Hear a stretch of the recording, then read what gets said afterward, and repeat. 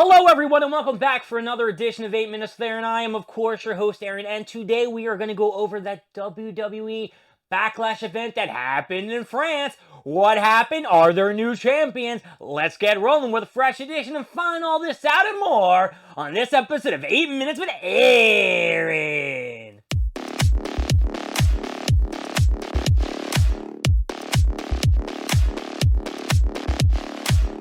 So I got the handy dandy phone just in case I forget any information, and we are going to start off first with the tag team match with Randy Orton and Kevin Owens versus the brand spanking new Bloodline. You know, Roman Reigns was the first, and now this is the second in charge, with Solo Sikoa and Tama Tonga. Now, this match was actually pretty sweet. Before the match even started, they were fighting, and the bell didn't ring, and then, what's his name, Nick Aldis had to come down and be like, yo, listen, if you're going to fight and not do the rules, it's going to be a no disqualification match.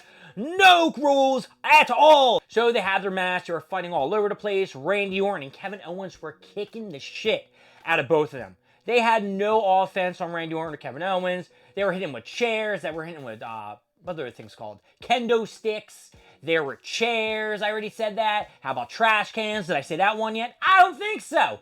So it ran for about 10-15 minutes. And then all of a sudden, of course, the bad guys, Tama Tonga and Solo Sikoa started to get some offensive in, and they started beating their asses. And of course, they turned around at the end. Kevin Owens did a couple stunners. He did like a swanton bomb out of the ring, landed through a table. There was an RKO. And then towards the end of the match, Randy Orton, of course, baby, RKO out of nowhere, Michael Cole said. And then there was a brand new twist. Leah Tama, or whatever the hell Tama Tonga's brother is, magically appeared. Now there are 3 members in the new bloodline. And of course, they picked up the victory because they beat the shit out of Randy Orton. Match was over. So now, the best part about the whole match was at the end when they were doing the one in the sky, and sorry, my hand was cut off. And then you see Paul Heyman go, like he's so scared. Paul Heyman is the man. If you don't think he's the man, you are crazy. All right, the next match that we're just going to jump right into was a women's title match, a 3-way. Basically, this match was I'm going to say it was bleh. That's it. Bleh. I love Bayley. I think Bayley is great. But this match was very slow-paced. Tiffany Stratton had probably the most offensive. And it seemed like they just planned out a lot of counters and the pins and this, that, and the other thing. Match came down to freaking Naomi and Bayley, and it lasted about 1 minute. It was a counter, a pin, and she won 1, 2, 3. It was very lackluster. I even said to my brother, what the fuck was that? What kind of shitty victory is that over Naomi? And then Naomi, after the match, is like, it's cool, Bayley. We're still friends. Tee-hee-hee. Raised her hand. Tee-hee-hee? You just lost 30 seconds to a roll-up. You suck. Sorry, Naomi. I know you just came back from TNA, but this isn't the best showcase for you. That was a real bad match. We're just going to skip ahead. Bayley, that was a very, very poor first pay-per-view defense. You need to talk to Hunter and get something fixed, because that wasn't good. Sorry. I was not impressed. And all these matches ran kind of long, and you just were like, dude, this match can end. It's really boring. I wasn't really into it. However, that France crowd, holy shit. They were into every single match. They were cheering, screaming. That place was sold out.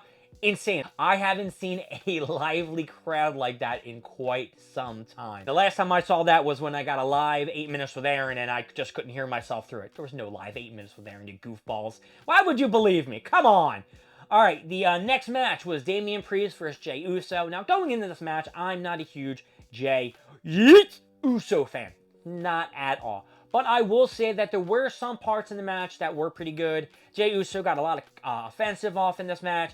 Damian Priest definitely goes really slow with his offensive. His kicks were brutal. I didn't know this dude can kick. He can get his legs up real. The match took out to the outside of the ring. They got thrown on the announce table desk, thrown back in. Of course, you had Judgment Day, J.D. McDonough, and Finn Balor who tried to interfere. Well, they did interfere in the match, but they really didn't get any offensive on Jey Uso. They helped J.D. put Damian Priest's foot on the rope. But prior to that, Damian Priest was bitching about J.D. being at the ring when if J.D. and Finn Balor weren't there, your ass would have lost the title.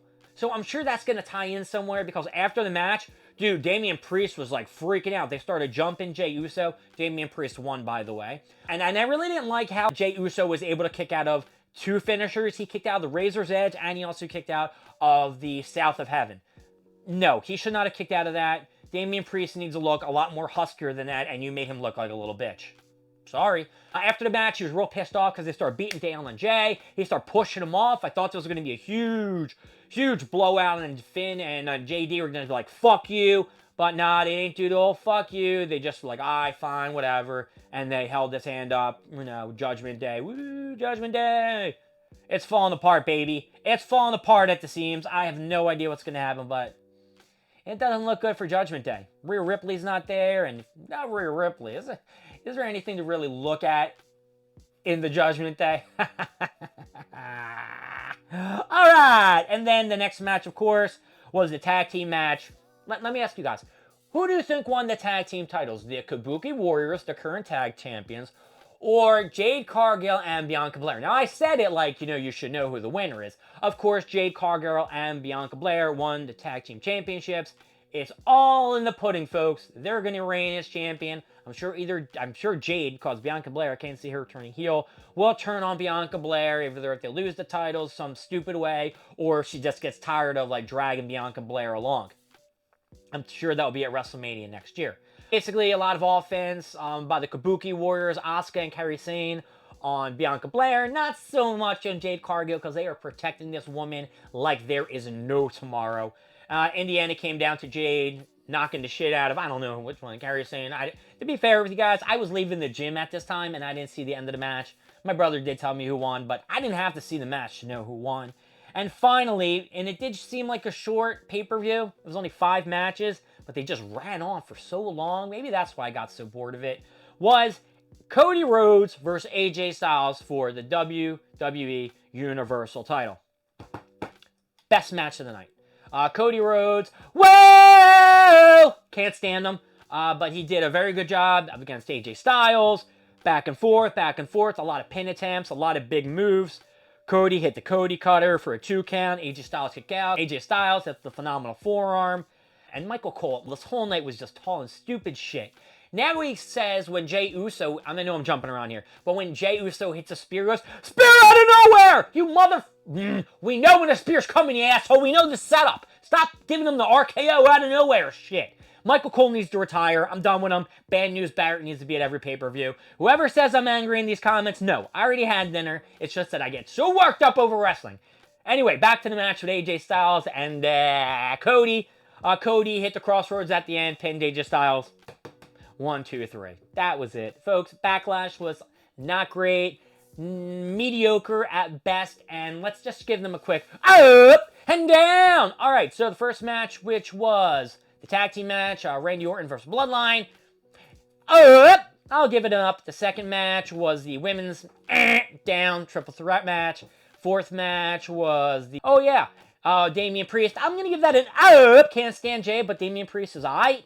And then you had the last match, Kabuki Warrior. That's getting it down. I really care for that one. And Jade and whatever, and Bianca. And then finally, Cody, AJ Styles.